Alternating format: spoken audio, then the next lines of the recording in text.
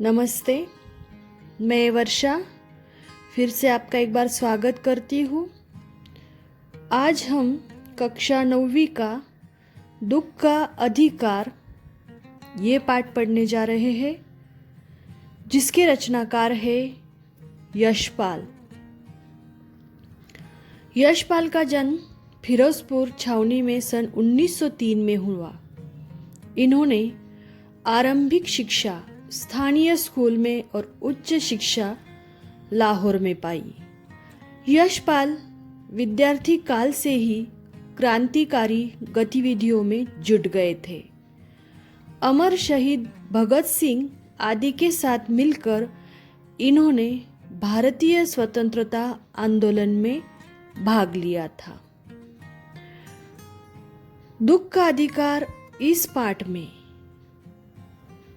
देश में फैले अंधविश्वासों और ऊंच नीच के भेदभाव को बेनकाब कराते हुए लेखक ने यह बताया है कि दुख की अनुभूति सभी को समान रूप से होती है। कहानी धनी लोगों की अमानवीयता और गरीबों की मजबूरी को भी पूरी गहराई से उजागर करती है। यही सही है कि दुख सभी को तोड़ता है। दुख में मातम मनाना हर कोई चाहता है। दुख के क्षण से सामना होने पर सब अवश्य हो जाते हैं, दुखी हो जाते हैं। पर इस देश में ऐसे भी अभागे लोग हैं जिन्हें न तो दुख मनाने का अधिकार है, न तो दुख मनाने का अवकाश है। अर्थात लेखक समाज में जो उच्च नीचता की दरी है, अमीर गरीब की जो दरी है, वो दिखाने की कोशिश कर रहे हैं। लेखक सामाजिक समानता के साथ आर्थिक समानता भी इस पाठ में उजागर कर रहे हैं। लेखक ने बताया है कि जब गरीबों को दुख होता है तो उनके दुख में कोई उनका साथ देने वाला नहीं होता है। अगर वही दुख धनी लोगों को होता है तो उनके दुख में शामिल होने के लिए सारे लोग आते हैं, उनको सहानुभूति देते हैं। लेकिन गरीबों का वैसा नहीं होता है। पाठ पढ़ेंगे हम। पाठ शुरुआत करेंगे। मनुष्य की पोशाक उन्हें विभिन्न श्रेणियों में बांट देती है। प्रायः पोशाक ही समाज से मनुष्य का अधिकार और उसका दर्जा निश्चित करती है। वह हमारे लिए अनेक बंद दरवाजे खोल देती है।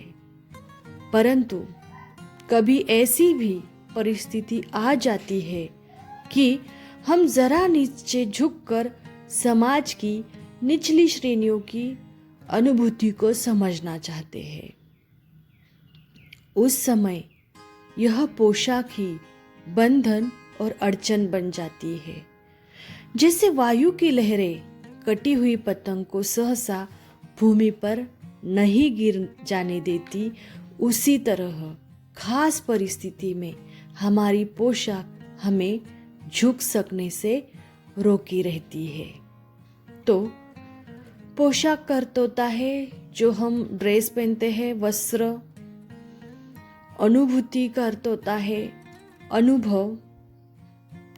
तो लेखक बताते हैं कि उनकी जो पोशाक है, उनका जो पहनावा है मनुष्य का, तो उनको अलग अलग श्रेणियों में बांट देता है, अलग अलग वर्गों में बांट देता है। जो जैसे पोशाक पहनते हैं वो उस वर्ग में चला जाता है। ज़रा सी बहुत अच्छी पोशाक होती है तो वो ऊंचे लोग समझे जाते हैं। मध्यम पोशाक होती है तो वो मिडिल क्लास वाले हैं। और उनकी पोशाक अगर थोड़ी बहुत खराब है या फिर ऐसी है तो हम उनको निचली श्रेणी में बांट देते हैं।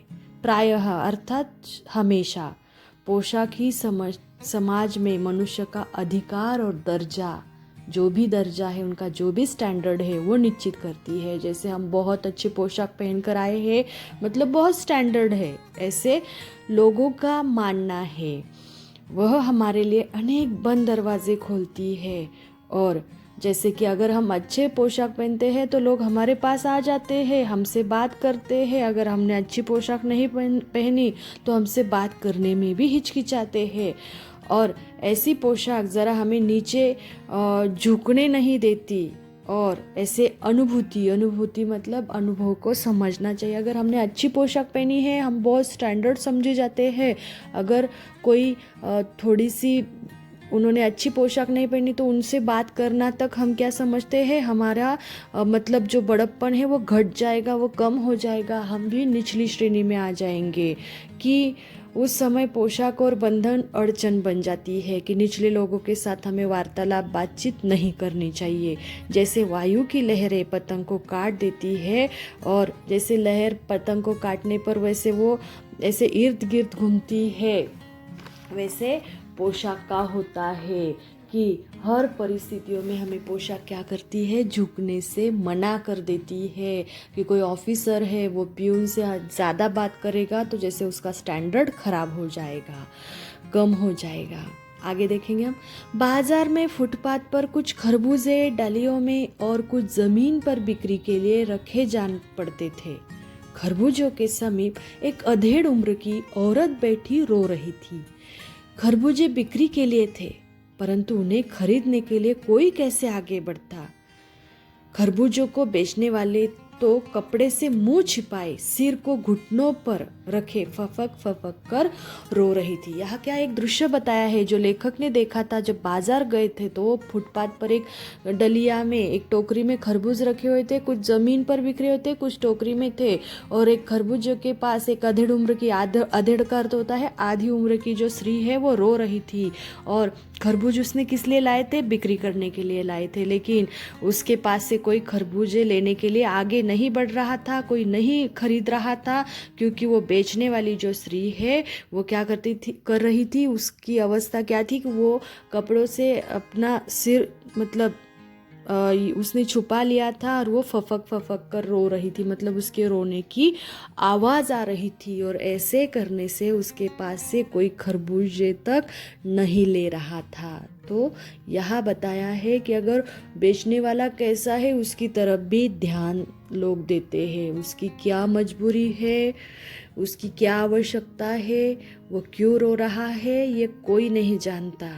बल्कि उसकी कोई मदद, वो बेचने आई है तो उसकी मदद अगर खरीदे तो मदद ही हो सकती है, लेकिन कोई भी नहीं ले रहा था। पड़ोस की दुकानों के तख्तों पर बैठे या बाजार में खड़े लोग घृणा से उसी स्त्री के संबंध में बात कर रहे थे। उस स्त्री का रोना देखकर मन में एक व्यथा सी उठी, पर उसके रोने का कारण जानने का उपाय क्या था? फुटपाथ पर उसके समीप बैठ सकने में मेरी पोशाक ही व्यवधान बन खड़ी हो गई थी। और पड़ोस की दुकान जो स्त्री थी, उसके पड़ोस की जो दुकान है, वहाँ तख्तों पर बाजार में जो लोग खड़े थे उसे घृणा से देख रहे थे। घृणा अर्थात तिरस्कार से देख रहे थे और उसके संबंध में अलग अलग बातें कर रहे थे। और उस स्त्री क्यों रो रही है वो देखकर लेखक के मन में व्यथा मतलब दुख उभर कर आया। पर उसे रोने का कारण जानने का उपाय क्या था कि कैसे पूछूं। और फुटपाथ पर उसके समीप बैठ सकने में मेरी पोशाक व्यवधान का अर्थ होता है बाधा या अड़चन बन गई। मैंने अच्छी पोशाक पहनी और एक जो स्त्री है वो मतलब मैंने शर्ट इन वगैरह अच्छा सूट बूट पहना है, और ऐसे जो बाजार में बेच रही मतलब खरबूजे बेची जाने वाली जो स्त्री है वो भी रो रही है। उसकी कपड़े ठीक नहीं, उसके साथ बात करने के क्यों कतरा रहे थे? क्योंकि उन्होंने अच्छी पोशाक पहनी थी और उनका जो स्टैंडर्ड है, उनका जो दर्जा है वो कम हो जाएगा। इसीलिए लेखक को बहुत लगा कि वो क्यों रो रही है ये जान लूं, लेकिन वो नहीं जान पाए। क्यों नहीं जान पाए? उनको लगा कि लोग मेरे बारे में क्या कहेंगे, कि ये तो बहुत अच्छा आदमी लग रहा है, स्टैंडर्ड लग रहा है, उच्च दर्जे का लग रहा है, लेकिन एक ऐसी औरत के साथ बात कर रहा है जिसका कोई दर्जा ही नहीं है, वो किसी भी दर्जे में नहीं, अमीर मतलब स्टैंडर्ड दर्जे में नहीं आती, इसीलिए वो कहते हैं कि पोशाक मेरी व्यवधान बन गई, मैं उनसे नहीं पूछ सका कि तू क्यों रो रही है। एक आदमी ने घृणा से एक तरफ थूकते हुए कहा, क्या जमाना है, जवान लड़के को मरे पूरा एक दिन नहीं बीता और यह बेहया दुकान लगा के बैठी है। दूसरे साहब अपनी दाढ़ी खुजाते हुए कह रहे थे, अरे जैसी नीयत होती है अल्लाह भी वैसी ही बरकत देता है। और एक आदमी ने तो अलग अलग बातें तो कर रहे थे घृणापूर्वक, एक आदमी ने घृणा से तिरस्कार से देखा और सिर्फ देखा नहीं, बातें नहीं की, बल्कि क्या किया, थूकते हुए कहा। देखो, किसी की तरफ थूकना ये भी कोई अच्छी बात है, ये भी कोई अपना स्टैंडर्ड है, एक विकृति है, ऐसे कहा गया तो भी कुछ अलग नहीं होगा।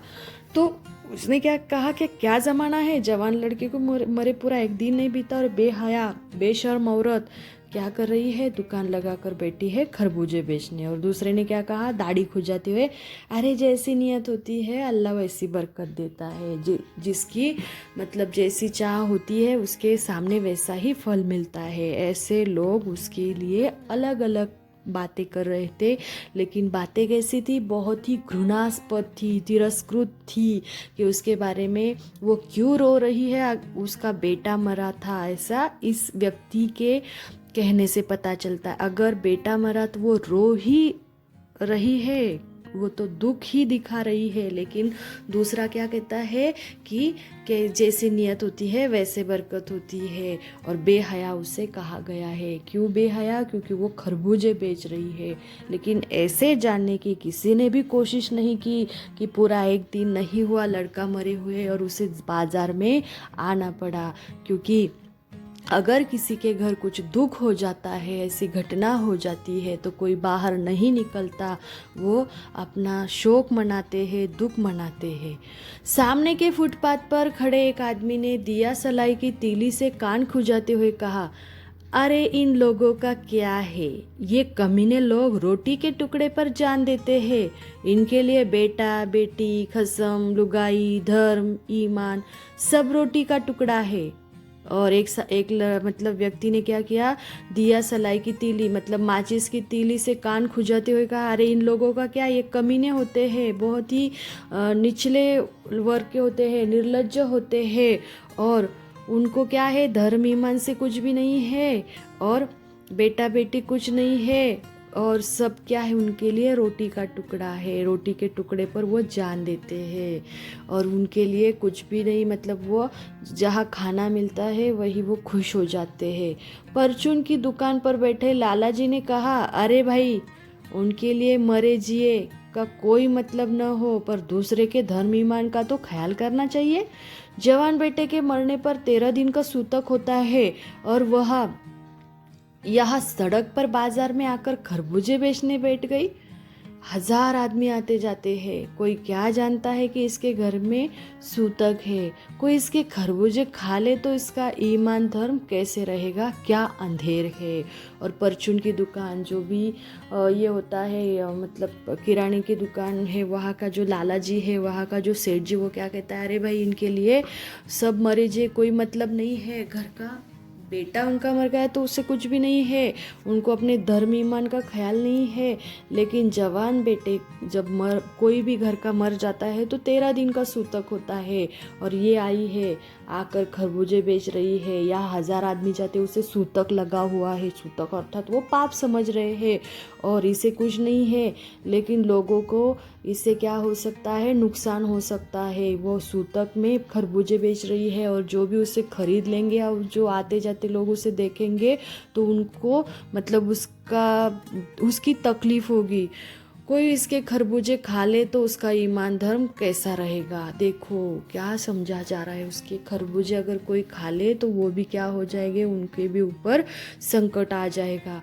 क्या अंधेर है, क्या अंधेर है मतलब उससे कोई कुछ भी, यहाँ कुछ भी न्याय नहीं ऐसे बताया जा रहा है। कोई भी नहीं कह रहा है कि उसकी क्या मजबूरी है, अमीर हो, गरीब हो या फिर मिडिल क्लास के हो, दुख तो दुख ही होता है। और मुझे लगता है कि अमीरों को इतना दुख नहीं होता जितना गरीबों को होता है। अगर जवान लड़का मर जाता है तो उसका दुख तो उसे है ही, लेकिन वो खरबूजे बेचने के लिए आई है तो सब उसे घृणा से उसके बारे में बात कर रहे हैं, उसे कोई भी सहानुभूति नहीं जता रहे हैं। पास पड़ोस की दुकानों से पूछने पर पता लगा उसका 23 बरस का जवान लड़का था। घर में उसकी बहू और पोता पोती है। लड़का शहर के पास 1.5 बीघा जमीन में कछियारी करके परिवार का निर्वाह करता था। खरबूजों की डलिया बाजार में पहुंचाकर कभी लड़का स्वयं सौदे के पास बैठ जाता, कभी माँ बैठ जाती। और पास पड़ोस जब लेखक को लगा कि पूछूं किसी से, उससे उसके पास जाकर पूछूं कि तुम्हारे दुख का कारण क्या है, तुम क्यों रो रही है, लेकिन लेखक ने क्या कहा कि मेरी पोशाक, मेरा स्टैंडर्ड बीच में आ रहा था।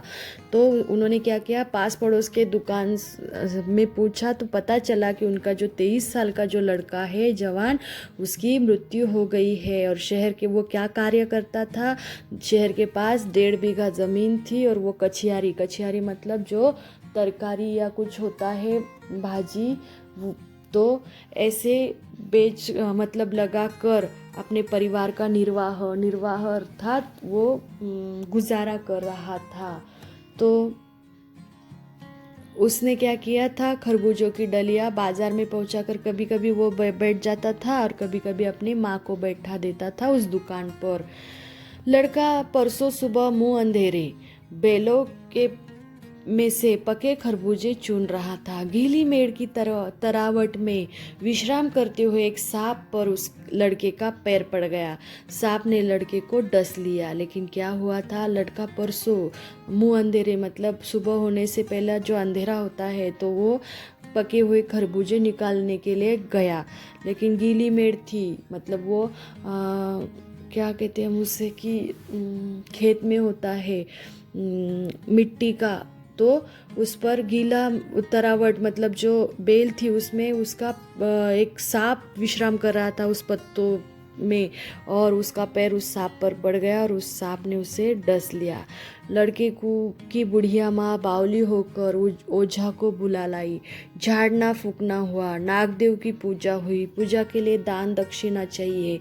घर में जो कुछ आटा और जो भी बचा था वो दान दक्षिणा में चला गया था। तो जब लड़के को सांप ने काट लिया तो बुढ़िया को कुछ भी समझ में नहीं आ रहा था। वो बावली हो गई, ये करूँ या वो करूँ, हॉस्पिटल में जाऊँ या फिर झाड़ना फूकना मतलब जो भी जंतर मंतर है वो करूँ। मांत्रिक आते हैं, वो झाड़ फूक करते हैं। नागदेव की पूजा हुई, सांप काटने पर गांव में नागदेव की भी पूजा की जाती है, ऐसी पूजा हुई। दान दक्षिणा किया। घर में जो भी आटा चूना भूसा था वो फिर उसके इलाज में चला गया, क्योंकि जिसने जो चाहा वो मांगा और उसके इलाज के लिए उसने सब खर्च कर दिया। अनाज था, दान दक्षिणा में उठ गया। माँ, बहू और बच्चे भगवाना से लिपट लिपट कर रोए, पर भगवाना जो एक दफे चुप हुआ तो फिर न बोला। सर्प के विष से उसका सब बदन काला पड़ गया था। और उनके घर में जो अनाज था वो दक्षिणा में मतलब जो ठीक करने में इलाज के लिए चला गया। और बहू बच्चे भगवाना से लिपट लिपट कर रोए, क्योंकि वो बेहोश था। उसकी शादी भी हुई थी और उसे बच्चे भी थे, वो उसे लिपट लिपट कर रो रहे थे। लेकिन भगवाना एक बार चुप हुआ तो वो फिर से नहीं बोला, मतलब उसकी मृत्यु हो गई थी। सर्प के विष से उसका सारा बदन, सारा शरीर क्या हो गया था, काला पड़ गया था। बहुत विषैला था वो सर्प। जिंदा आदमी नंगा भी रह सकता है, परंतु मुर्दे को नंगा कैसे विदा किया जाए, उसके लिए तो बजाज की दुकान से नया कपड़ा लाना ही होगा, चाहे उसके लिए माँ के हाथों की छन्नी कंकना ही क्यों न बिक जाए। और जिंदा आदमी तो कैसे जैसे तैसे गुजारा कर लेता है, फटे पुराने कपड़े पहन लेता है, लेकिन मुर्दा जब हो जाता है, मतलब जब उसका अंतिम विधि होता है तो उसे नए कपड़े से ही विदा किया जाता है। तो बजाज की दुकान, मतलब जो कपड़े की दुकान है, वहाँ गई माँ और नया कपड़ा लाया, कफन वगैरह लाया, और जो भी हाथ की छन्नी कंकड़ा, मतलब जो भी गहने थे वो उसमें पूरे बेचे गए। तो फिर सारा जो है उसके घर में जो भी अनाज जो भी था, वो मतलब आटा, वो पूरा दक्षिणा में खर्च हो गया। भगवाना की मृत्यु हो गई, और जो बाकी जो थोड़े गहने जेवर बचे खुचे थे वो भी माँ ने क्या किए, वो भी बेचकर उसकी अंतिम विधि की तैयारी कर ली। मतलब वो उनकी जो कंडीशन थी, उनकी जो परिस्थिति थी, वो बहुत ही मतलब निम्न पद्धति की थी। भगवाना परलोक चला गया। घर में जो कुछ चुनी भूसी थी सो उसे विदा करने में चली गई। बाप नहीं रहा तो क्या, लड़के सुबह हो उठते ही भूख से बिलबिलाने लगे। दादी ने उन्हें खाने के लिए खरबूजे दे दिए, लेकिन बहू को क्या देती। बहू का बदन बुखार से तवे की तरह तप रहा था।